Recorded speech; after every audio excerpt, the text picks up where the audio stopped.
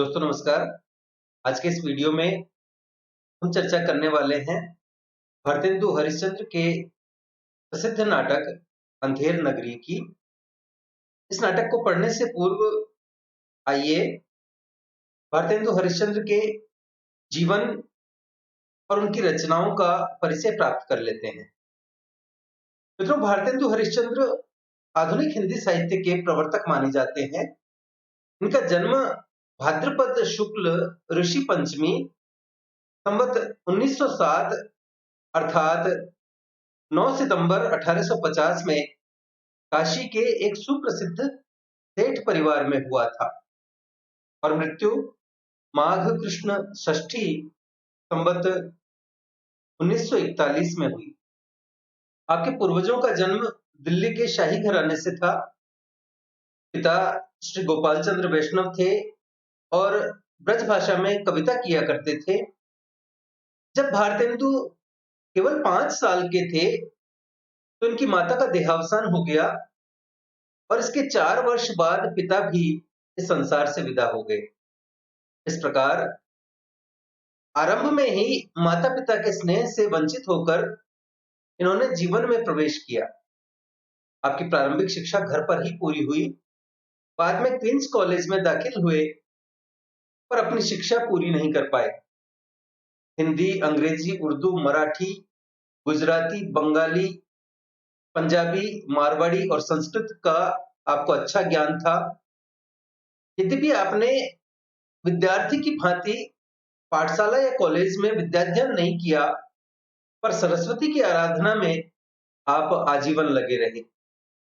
आप वल्लभ संप्रदाय की विचारधारा से प्रभावित थे, जिसका स्पष्ट प्रभाव आपके काव्य पर दिखाई देता है।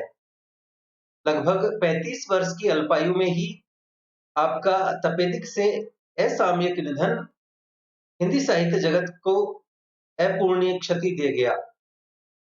इतनी सी उम्र में ही आपकी रचनाओं की संख्या इतनी अधिक है कि उन्हें देखकर आपकी प्रतिभा, लगन और अध्यवसाय पर आश्चर्य होता है।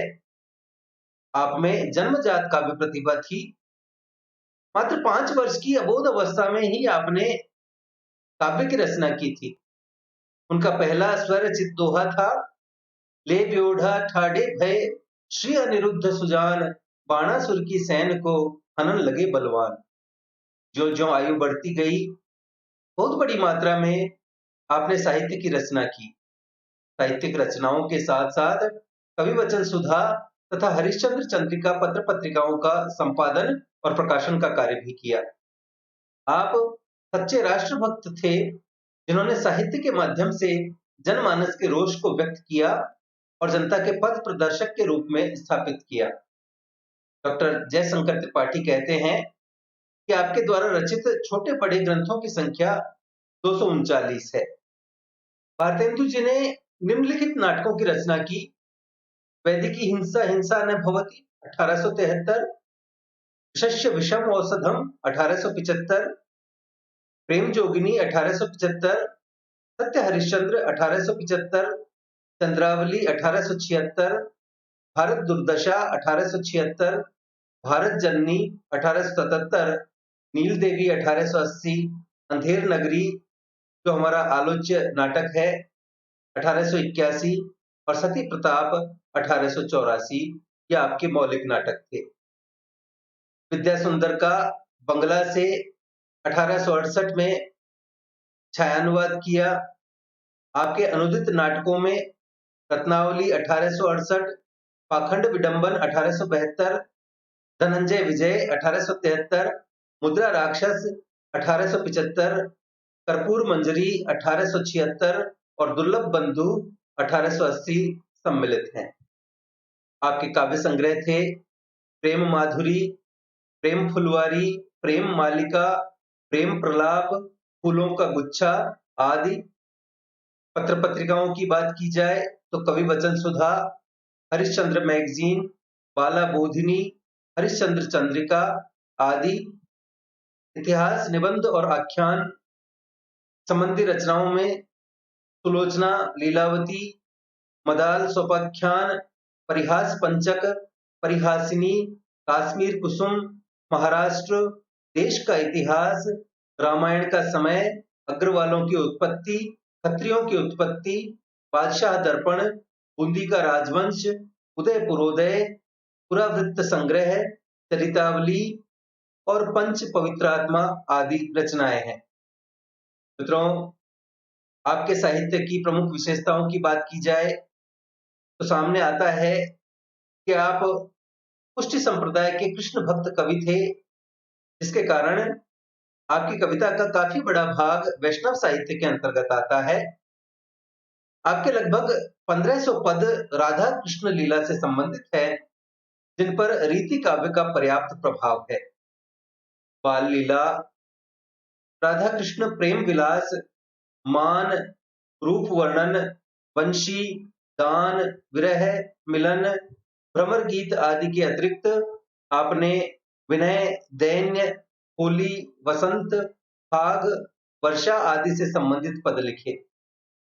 आपका काव्य सूरदास के काव्य पर आधारित है। भारतेंदु जी ने रीतिकालीन कवि पद्माकर, घनानंद, रसखान आदि की तरह श्रृंगारिक कवित्व और सवैये भी लिखे। आपकी श्रृंगारिकता का आधार राधा कृष्ण का प्रेम है। आपने श्रृंगार के संयोग और वियोग दोनों पक्षों पर अपनी लेखनी चलाई है, परंतु वियोग चित्रण करने में आपको अधिक सफलता प्राप्त हुई। मित्रों, भारतेंदु का जो समय था वह विक्टोरिया का शासनकाल था और आपने भारतीय लोगों का ध्यान देश की गुलामी की ओर आकृष्ट किया। स्थान स्थान पर देश की दीनहीन दशा के चित्र अंकित किए।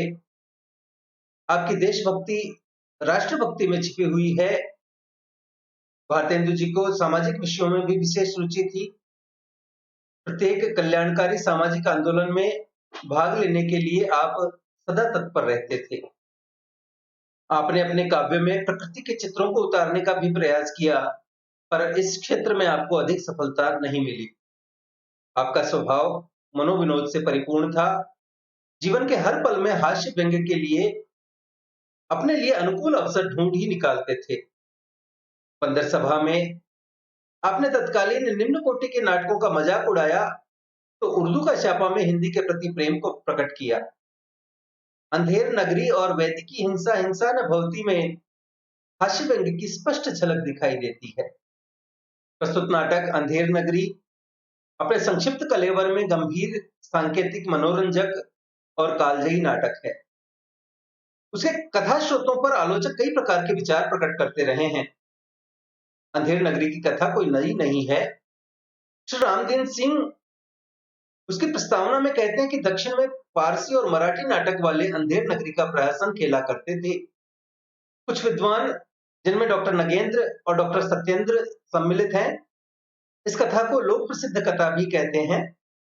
यह भी कहा गया कि यह नाटक 1881 ईस्वी में किसी जमींदार को लक्षित करके नेशनल थिएटर के लिए एक ही बैठक में लिखा गया, जबकि ब्रजरत्न दास का मत है कि बिहार प्रांत के किसी जमींदार के अन्यायों को लक्ष्य करके उसे सुधारने के लिए तथा नेशनल थिएटर में अभिनीत किए जाने के लिए इसकी रचना हुई। एक ही रात में भारतेंदु ने एक सामान्य लोकोक्ति अंधेर नगरी चौपट राजा टके शेर भाजी टके शेर खाजा को इतना व्यंग्यात्मक, सार्वजनीन और सृजनात्मक अर्थ दे दिया।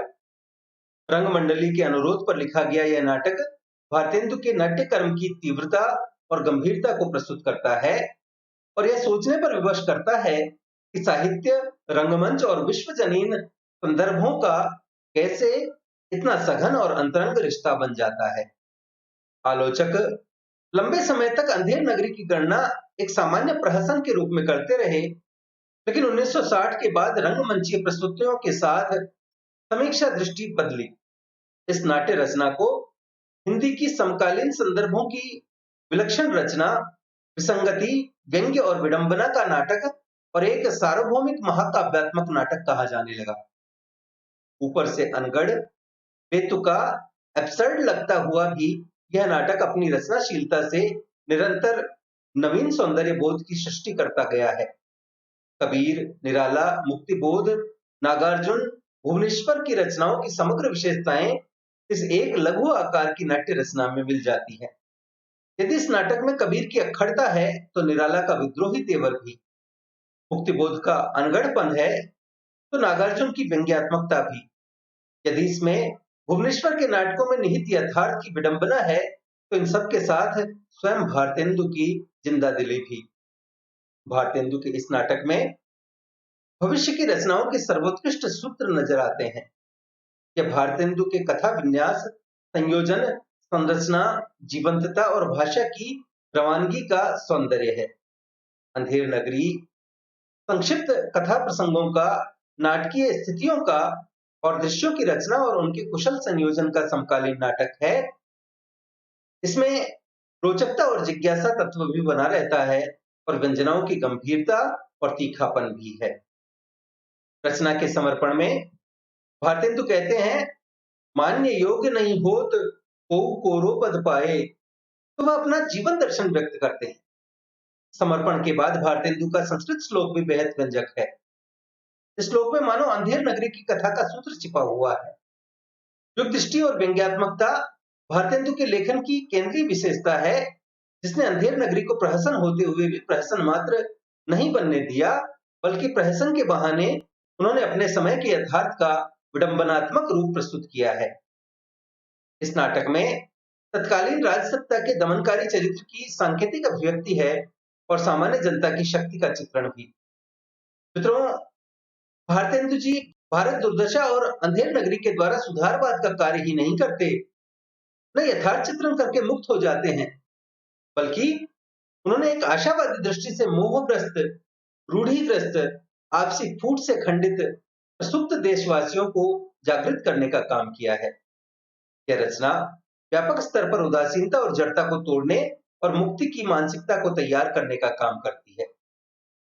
आइए मित्रों, चलते हैं भारतेंदु जी के आलोच्य नाटक अंधेर नगरी की ओर और इसे पढ़कर समझने का प्रयत्न करते हैं। मित्रों, प्रस्तुत नाटक में कुल 6 दृश्य हैं। आइए प्रथम दृश्य की ओर चलते हैं, जिसको भारतेंदु जी ने बाह्य प्रांत नाम दिया है। महंत जी 2 चोलों के साथ गाते हुए आते हैं। राम भजो राम भजो राम भजो भाई, राम के भजे से कनिका तर गई, राम के भजे से गीत गति पाई, राम के नाम से काम बने सब, राम के भजन बिनु सबहि नसाई, राम के नाम से दोनों नयन बिनु सूरदास भय कवि कुल राई, राम के नाम से घास जंगल की, तुलसीदास भय भज रघुराई। महंत कहते हैं, बच्चा नारायण दास, यह नगर तो दूर से बड़ा सुंदर दिखलाई पड़ता है। देख, कुछ भिक्षा उच्छा मिले तो ठाकुर जी को भोग लगे, और क्या। नारायण दास कहता है, गुरुजी महाराज, नगर तो नारायण के आश्रय से बहुत ही सुंदर है, जो सो पर भिक्षा सुंदर मिले तो बड़ा आनंद होए। महंत जी कहते हैं, बच्चा गोवर्धन दास, तू पश्चिम की ओर से जा और नारायण दास पूरब की ओर से जाएगा। देख, जो कुछ सीधा सामग्री मिले तो श्री सालग्राम जी का बाल भोग सिद्ध हो। गोवर्धन दास कहता है, गुरुजी, मैं बहुत सी भिक्षा लाता हूं, यहाँ लोग तो बड़े मालवर दिखलाई पड़ते हैं, आप कुछ चिंता मत कीजिए। महंत कहते हैं, बच्चा, बहुत लोभ मत करना, देखना, हाँ, लोभ पाप का मूल है, लोभ मिटावत मान, लोभ कभी नहीं कीजिए, या में नरक निदान। ऐसा गाते हुए सब चले जाते हैं। दूसरा दृश्य उपस्थित होता है, जो कि बाजार का दृश्य है। कबाब वाला कबाब बेच रहा है। कबाब गर्मा गर्म मसालेदार, 83 मसाला 72 आंच का कबाब, गर्मा गर्म मसालेदार, खाए सो होंठ चाटे, न खाए सो जीभ काटे, कबाब लो कबाब का ढेर, बेचा टके शेर। घासीराम अपने चने बेच रहा है। चने जोर गरम, चने बनावे घासी राम, चना चुरमुर चुरमुर बोले, चना खावे तो की मैना, चना खाए गफूरन मुन्ना, चना खाते सब बंगाली, चना खाते मियाँ जुलाहे, चना हाकिम सब जो खाते। चने जोर गरम टके शेर। नारंगी वाला कह रहा है, नारंगी ले लो नारंगी, सिलहट की नारंगी, फुटबल की नारंगी, रामबाग की नारंगी, आनंदबाग की नारंगी, भाई नींबू से नारंगी, मैं तो पिए के रंग नारंगी, मैं तो भूली लेकर संगी, नारंगी ले नारंगी, केवल नींबू मीठा नींबू, रंग तरा संग तरा, दोनों हाथों लो, नहीं पीछे हाथ ही मलते रहोगे, नारंगी ले नारंगी, टके से नारंगी। हलवाई कह रहा है, जलेबियां गर्मा गर्म, ले सेब इमरती लड्डू गुलाब जामुन, खुरमा बुदिया बर्फी समोसा पेड़ा, कचौड़ी दाल मोठ पकौड़ी घेवर गुपचुप, हलवा हलवा, ले हलवा मोहन भोग, मोहनदार कचौड़ी कचाका, हलवा नरम चबाका, घी में गरक चीनी में तरातर चाशनी में चबाचब, ले भूरे का लड्डू, जो खाए सो भी पछताए, जो न खाए सो भी पछताए, रेवड़ी कड़ाका, पापड़ पड़ाका, ऐसी जात हलवाई जिसके 36 कौम है भाई। जैसे कलकत्ते के बिलसर मंदिर के भितरिए, वैसे अंधेर नगरी के हम, सब समान ताजा, खाजा ले खाजा, टके सेर खाजा।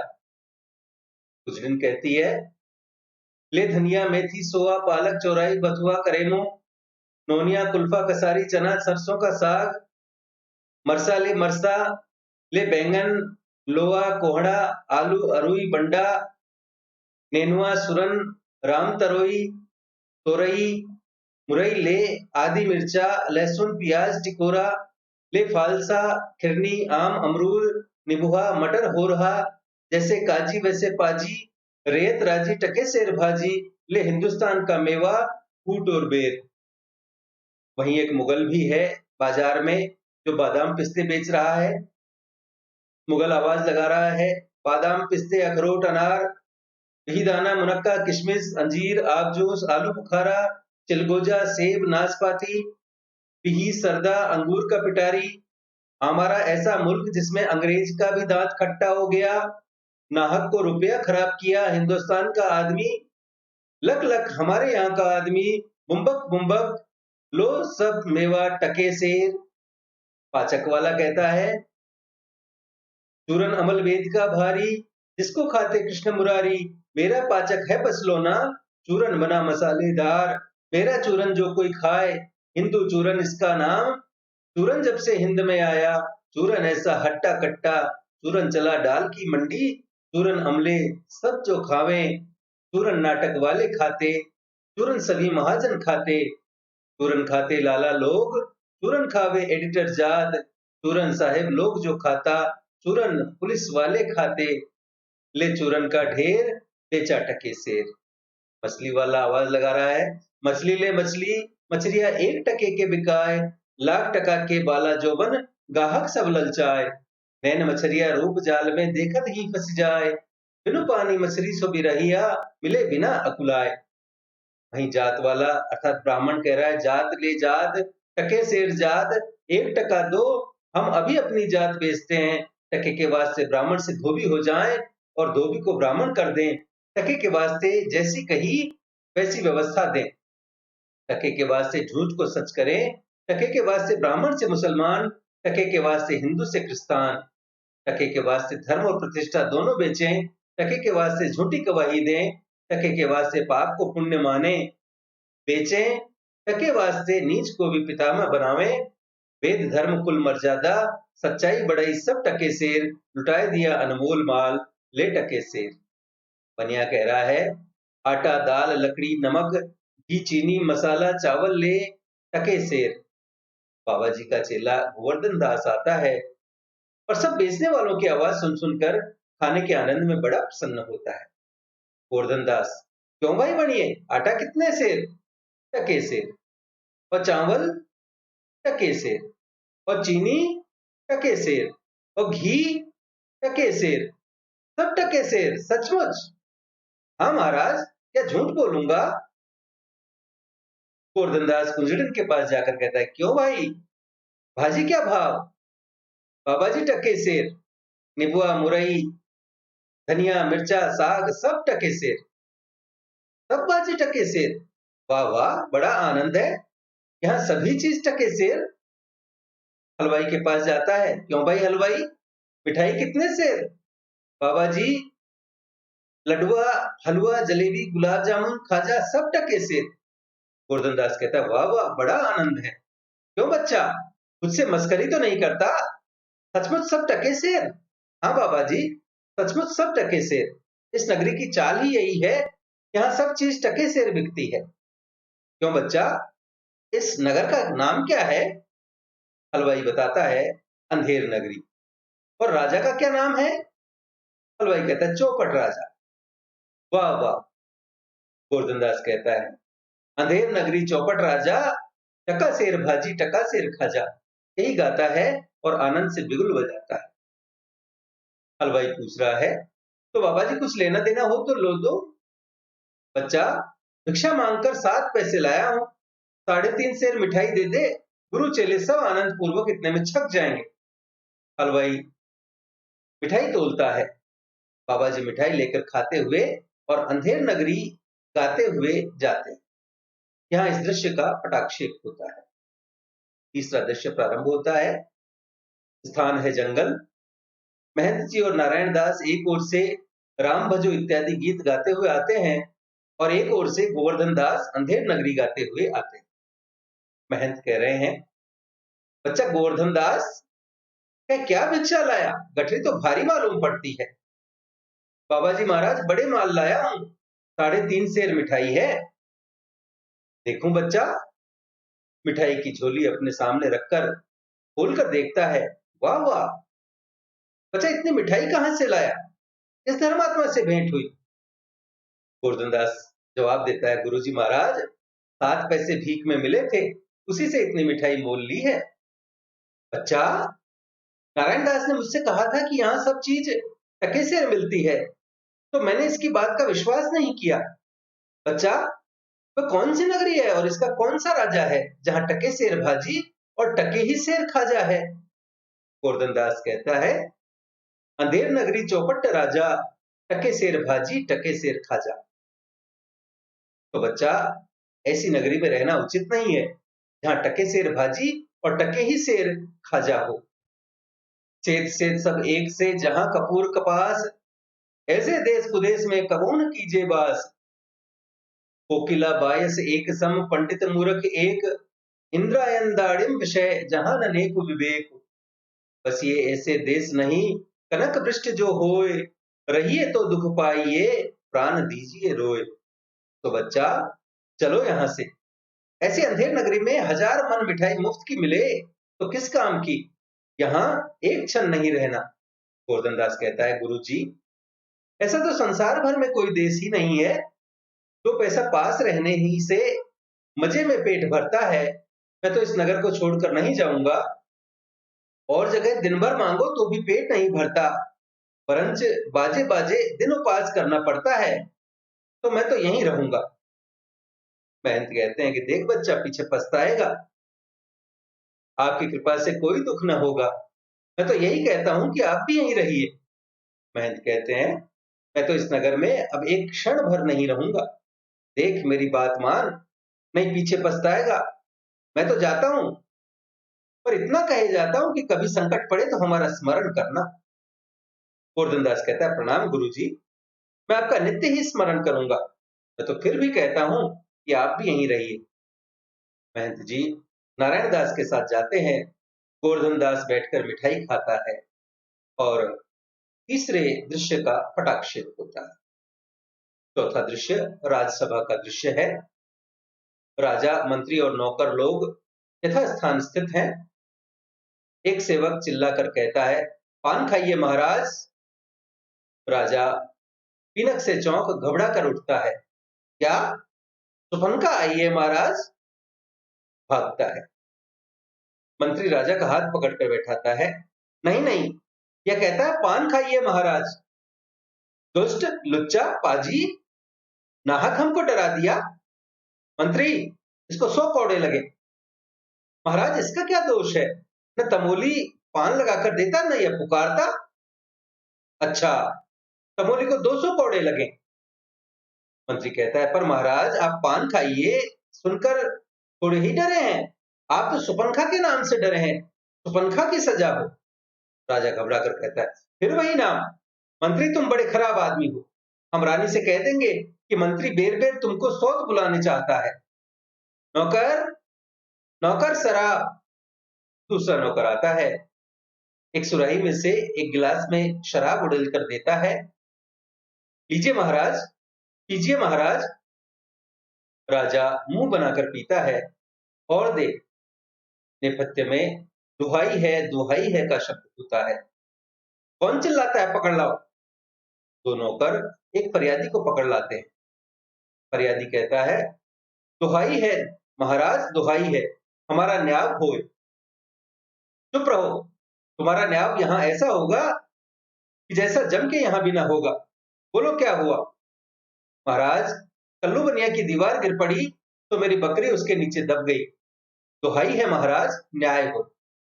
राजा नौकर से कहता है, कल्लू बनिया की दीवार को अभी पकड़ लाओ। मंत्री कहता है, महाराज दीवार नहीं लाई जा सकती। अच्छा, उसका भाई, लड़का, दोस्त, आशना जो हो उसको पकड़ लाओ। महाराज, दीवार ईंट चूने की होती है, उसका भाई बेटा नहीं होता। अच्छा, कल्लू बनिए को पकड़ लाओ। नौकर लोग दौड़कर बाहर से बनिए को पकड़ लाते हैं। क्यों बे बनिए, इसकी लड़की नहीं बरकी क्यों दबकर मर गई। मंत्री कहता है, बरकी नहीं महाराज, बकरी। हाँ हाँ बकरी, क्यों मर गई बोल, नहीं तो अभी फांसी देता हूं। कल्लू कहता है, महाराज मेरा कुछ दोष नहीं, कारीगर ने ऐसी दीवार बनाया कि गिर पड़ी। अच्छा, इस मल्लू को छोड़ दो, कारीगर को पकड़ लाओ। कल्लू जाता है, लोग कारीगर को पकड़ लाते। क्यों बे कारीगर, इसकी बकरी किस तरह मर गई। महाराज, मेरा कुछ कसूर नहीं, सुने वाले ने ऐसा बोदा बनाया कि दीवार गिर पड़ी। कारीगर निकाला जाता है, चूने वाला पकड़कर लाया जाता है। क्यों बे खैर सुपारी चूने वाले, इसकी कुबरी कैसे मर गई। चूने वाला कहता है, महाराज मेरा कुछ दोष नहीं, भिस्ती ने चूने में पानी ढेर दे दिया, इसी से चूना कमजोर हो गया होगा। अच्छा, चुन्नी लाल को निकालो, भिस्ती को पकड़ो। चूने वाला निकाला जाता है, भिस्ती लाया जाता है। क्यों बे भिस्ती, गंगा जमुना की किस्ती, इतना पानी क्यों दिया कि इसकी बकरी गिर पड़ी और दीवार दब गई। भिस्ती कहता है, महाराज गुलाम का कोई कसूर नहीं, कसाई ने मशक इतनी बड़ी बना दिया कि उसमें पानी ज्यादा आ गया। अच्छा, कसाई को लाओ, भिस्ती निकालो। लोग भिस्ती को निकालते हैं और कसाई को लाते हैं। क्यों बे कसाई, मशक ऐसी क्यों बनाई कि दीवार लगाई बकरी दबाई। कसाई कहता है, महाराज गडरिये ने टंके पर ऐसी बड़ी भेड़ मेरे हाथ बेची कि उसकी मशक बड़ी बन गई। अच्छा, कसाई को निकालो, गडरिये को लाओ। कसाई निकाला जाता है, गडेरिया आता है। क्यों बे ऊख पोड़े के गडेरिया, ऐसी बड़ी भेड़ क्यों बेचा कि बकरी मर गई। गडेरिया कहता है, महाराज उधर से कोतवाल साहब की सवारी आई तो उसके देखने में मैंने छोटी बड़ी भेड़ का ख्याल नहीं किया, मेरा कुछ कसूर नहीं। अच्छा, इसको निकालो, कोतवाल को अभी सरब मुहर पकड़ लाओ। गडरिया निकाला जाता है, कोतवाल पकड़ा जाता है। क्यों बे कोतवाल, तेने सवारी ऐसी धूम से क्यों निकाली कि गडरिये ने घबराकर बड़ी भेड़ बेचा, जिससे बकरी गिरकर कल्लू बनिया दब गया। कोतवाल कहता है, महाराज महाराज मैंने तो कोई कसूर नहीं किया, मैं तो शहर के इंतजाम के वास्ते जाता था। मंत्री आप ही आप कहता है, ये तो बड़ा गजब हुआ, ऐसा ना हो कि बेवकूफ इस बात पर सारे नगर को फूंक दे या फांसी दे। कोतवाल से कहता है, यह नहीं, तुमने ऐसे धूम से सवारी क्यों निकाली। राजा कहता है, हाँ हाँ, यह नहीं, तुमने ऐसे धूम से सवारी क्यों निकाली कि उसकी बकरी दबी। कोतवाल कहता है, महाराज महाराज कुछ नहीं, महाराज महाराज ले जाओ कोतवाल को, अभी फांसी दो। दरबार बर्खास्त। लोग एक तरफ से कोतवाल को पकड़कर ले जाते हैं, दूसरी ओर से मंत्री को पकड़कर राजा जाते हैं। और चौथे दृश्य का पटाक्षेप होता है। पांचवा दृश्य है अरण्य। गोवर्धन दास गाते हुए आते हैं, अंधेर नगरी अनभूज राजा, टकासेर भाजी टकासेर खाजा, नीच ऊंच सब एक ही ऐसे, जैसे भट्टे पंडित तैसे। कुल मर्जाद न मान बढ़ाई, सबे एक से लोग लुगाई। जात पात पूछे नहीं कोई, हरि को भजे सो हरि को होई। वैश्या जोरू एक समाना, बकरी गऊ एक करी जाना। कांचे मारे मारे डोले, छली दुष्ट सिर चढ़ी चढ़ी बोले। प्रगट सभ्य अंतर छलहारी, सोई राज सभा बल भारी। कांच कहे ते पनही खावे, झूठे बहुविधि पदवी पावे।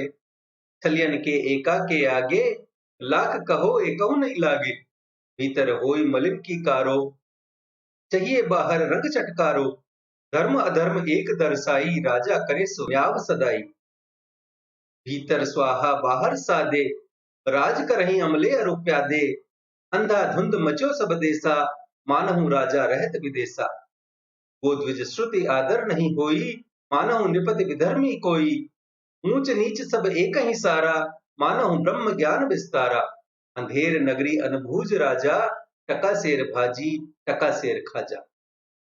गुरु जी ने हमको नाहक यहाँ रहने को मना किया था। माना कि देश बहुत बुरा है, पर अपना क्या, अपने किसी राजकाज में थोड़े ही है कि कुछ डर है। रोज मिठाई चावना, मजे में आनंद से राम भजन करना। मिठाई खाता है, चार प्यादे चार ओर से आकर उसको पकड़ लेते हैं। पहला प्यादा कहता है चल बे चल, बहुत मिठाई खाकर मुटाया, आज पूरी हो गई।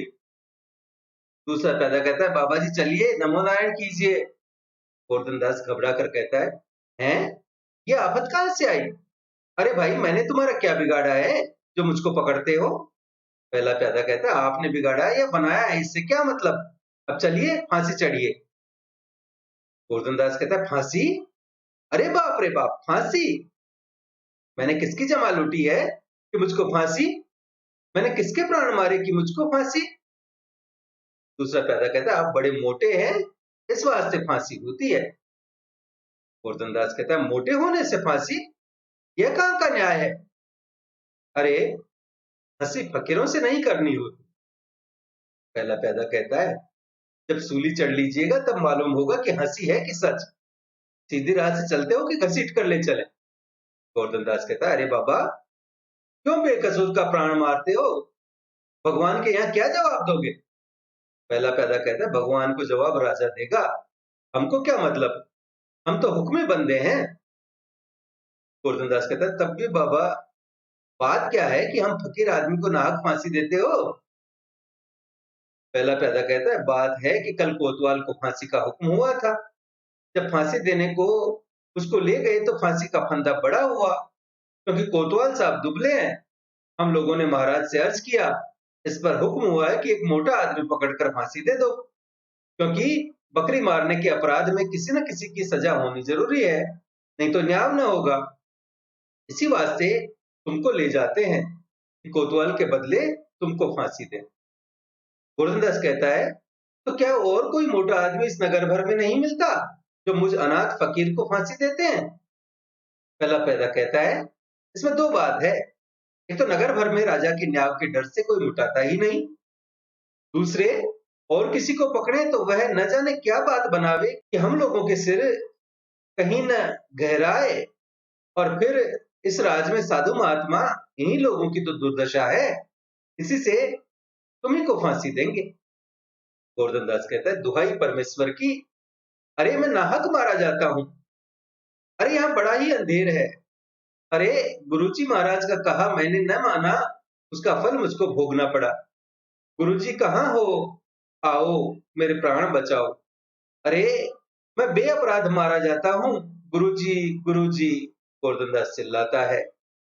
प्यादे लोग उसको पकड़ कर ले जाते हैं और यहाँ इस दृश्य का पटाक्षेप होता है। छठा दृश्य प्रारंभ होता है, स्थान है शमशान का। गोवर्धन दास को पकड़े हुए चार सिपाही प्रवेश करते हैं। गोवर्धन दास विलाप कर रहा है, हाय बाप रे मुझे बेकसूर ही फांसी देते हैं। अरे भाइयों कुछ तो धर्म विचारो, अरे मुझ गरीब को फांसी देकर तुम लोगों को क्या लाभ होगा? अरे मुझे छोड़ दो। हाय हाय रोता है और छुड़ाने का यत्न करता है। पहले सिपाही कहता है अबे चुप रहे, राजा का हुक्म भला नहीं टल सकता है, ये तेरा आखिरी दम है, राम का नाम ले, बेफायदा क्यों शोर करता है, चुप रह। गोवर्धनदास कहता है, हाय, मैंने गुरुजी का कहना न माना, उसी का यह फल है। गुरुजी ने कहा था कि ऐसे नगर में न रहना चाहिए, यह मैंने न सुना। अरे, इस नगर का नाम ही अंधेर नगरी और राजा का नाम चौपट है, तब बचने की कौन आशा है? अरे, इस नगर में ऐसा कोई धर्मात्मा नहीं है जो फकीर को बचावे। गुरुजी कहाँ हो? बचाओ गुरुजी, गुरुजी रोता है और सिपाही लोग उसे घसीटते हुए ले चलते हैं। गुरुजी और नारायण दास आरोह अर्थात वहां आ जाते हैं। अरे बच्चा गोवर्धन दास, तेरी यह क्या दशा है? गोवर्धन दास गुरु को हाथ जोड़कर कहता है, गुरुजी, दीवार के नीचे बकरी दब गई, तो इसके लिए मुझे फांसी देते हैं। गुरुजी बचाओ। अरे बच्चा, मैंने तो पहले ही कहा था कि ऐसे नगर में रहना ठीक नहीं, तूने मेरा कहना नहीं सुना। गोवर्धन दास कहता है, मैंने आपका कहा नहीं माना, उसी का यह फल मिला। आपके सिवा अब ऐसा कोई नहीं है जो रक्षा करे। मैं आप ही का हूं, आपके सिवा और कोई नहीं। पैर पकड़कर गोवर्धन दास रोता है। महंत कहता है, कोई चिंता नहीं, नारायण सब समर्थ है। भौं चढ़ाकर सिपाहियों से कहता है, सुनो, मुझको अपने शिष्य को अंतिम उपदेश देने दो। तुम लोग तनिक किनारे हो जाओ, देखो मेरा कहना न मानोगे तो तुम्हारा भला न होगा। सिपाही कहते हैं, नहीं महाराज, हम लोग हट जाते हैं, आप बेशक उपदेश कीजिए। सिपाही हट जाते हैं। गुरुजी चेले के कान में कुछ समझाते हैं। गोवर्धन दास प्रकट में कहता है, तब तो गुरुजी हम अभी फांसी चढ़ेंगे। महंत कहता है, नहीं बच्चा, मुझको चढ़ने दे। नहीं गुरुजी, हम फांसी पड़ेंगे। महंत कहता है, नहीं बच्चा, हम इतना समझाया नहीं मानता, हम बूढ़े भये, हमको जाने दे। गोवर्धन दास कहता है, स्वर्ग जाने में बूढ़ा जवान क्या, आप तो सिद्ध हो, आपको गति अगति से क्या, मैं फांसी चढ़ूंगा। इस प्रकार दोनों हुज्जत करते हैं। सिपाही लोग परस्पर चकित होते हैं। पहला सिपाही, भाई ये क्या माजरा है, कुछ समझ में नहीं पड़ता। दूसरा सिपाही कहता है, हम भी नहीं समझ सकते हैं, ये कैसा कपड़ा है। राजा, मंत्री और कोतवाल आते हैं। राजा कह रहा है, ये क्या गोलमाल है। पहला सिपाही कहता है, महाराज। चेला कहता है, मैं फांसी पढ़ूंगा। गुरु कहता है, मैं पढ़ूंगा। कुछ मालूम नहीं पड़ता कि क्या बात है।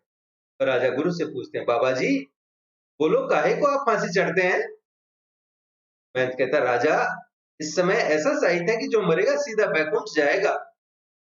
मंत्री कहता है, तब तो हम फांसी चढ़ेंगे। गोवर्धन दास कहता है, हम हमको तो हुक्म है। कोतवाल कहता है, हम लटकेंगे, हमारे सबब तो दीवार गिरी। राजा सबको डांटते हुए कहता है, चुप रहो सब लोग। राजा के आछत और कौन बैकुंठ जा सकता है, हमको फांसी चढ़ाओ, जल्दी जल्दी। महंत कहता है, जहां न धर्म न बुद्धि नहीं, नीति न सुजन समाज, ते ऐसे ही आपू ही नसे जैसे चौपट राज। और राजा को लोग टिकटी पर खड़ा करते हैं। इसी के साथ इस दृश्य का और इस नाटक का पटाक्षेप होता है। तो प्रस्तुत नाटक के माध्यम से भारतेंदु जी ने अंग्रेजी शासन के समय की राजनीतिक, सामाजिक और आर्थिक स्थितियों का वर्णन किया है। उन्होंने साहित्य को केवल मनोरंजन का साधन न मानकर इसे जागरण का आधार बनाना चाहा था। अंग्रेजी राज्य की नीतियों के कारण लेखकों के पास इतनी सुविधा नहीं थी कि वे स्पष्ट उन्हें इंगित करके साहित्य लिख सकें। इसलिए उन्होंने लाक्षणिकता और प्रतीकात्मकता का सहारा लेकर इस कार्य को किया था। उन्हें अपने युग की विभिन्न विसंगतियों को दूसरे आधारों पर चित्रित करना पड़ा था। उन्होंने तत्कालीन समाज में धर्म के क्षेत्र में व्याप्त पोंगापंथी तथा अनेक प्रकार के आडंबरों का समाज के समक्ष पर्दाफाश करना चाहा। पाठक और दर्शक को उन्होंने युग चित्रण के द्वारा यथार्थ का दर्शन कराया था। उस समय जाति पाति प्रथा का बोलबाला था। एक जाति की अनेक उपजातियां हो जाती थी और उनके आगे आगे अनेक शाखाएं बन जाती थी। ऐसी जात हलवाई जिसके 36 कौम हैं भाई। ब्राह्मण पैसे के नाम पर धर्म से खिलवाड़ करते थे। वे अपने उच्च आदर्शों और जीवन मूल्यों को भूल चुके थे। वे मूल्यहीन समाज का प्रतिनिधित्व कर रहे थे और पैसे के लालच में मान, प्रतिष्ठा, सिद्धांत, आदर्श आदि को बेच रहे थे। उस समय महाजन बेईमान बन चुके थे। व्यापार व्यवसाय के नाम पर वे जनता का शोषण करने लगे थे। बेईमानी से वे गरीब लोगों का पैसा लूट लेते थे। उस समय वेश्यावृत्ति समाज की जड़ें खोखली कर रही थी और बिगड़े हुए युवक नारियों की ओर आंखें गड़ाए रहते थे। तत्कालीन पत्रकार और संपादक भी अपने काम के प्रति पूर्ण रूप से सजग नहीं थे। वे अच्छे बुरे के बीच भेद समझे बिना अपने अखबार के पृष्ठ भरना चाहते थे। उस समय के साधु ईश्वर नाम की अपेक्षा मोह माया में रुचि लेते थे। वे अच्छा खाना चाहते थे, लेकिन ईश्वर का नाम नहीं लेना चाहते थे। वे अंधेर नगरी के वैभव को देख अच्छी भिक्षा की कामना तो करते हैं, लेकिन अच्छा आचरण नहीं रखना चाहते। उस समय का समाज अंधविश्वास से परिपूर्ण था। महंत जी के यह कहने पर कि उस घड़ी जो मरेगा वह सीधा बैकुंठ जाएगा, फांसी के फंदे पर चढ़ने के लिए कोतवाल, मंत्री, राजा आदि सब झट तैयार हो जाते हैं। मित्रों, भारतेंदु जी ने अंधेर नगरी नाटक की रचना विशेष उद्देश्यों को अपने मन में रखकर की थी।